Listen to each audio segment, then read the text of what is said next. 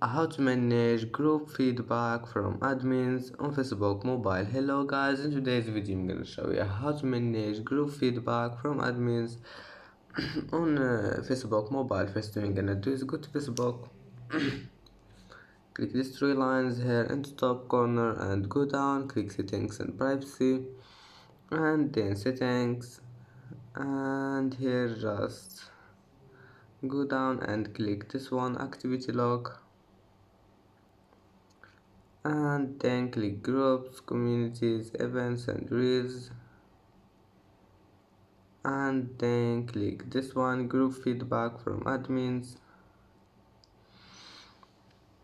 and here you can manage group feedback from admins on Facebook Mobile. And that's it for today's video. If you like this video, please don't forget to like and subscribe, and see you in the next video.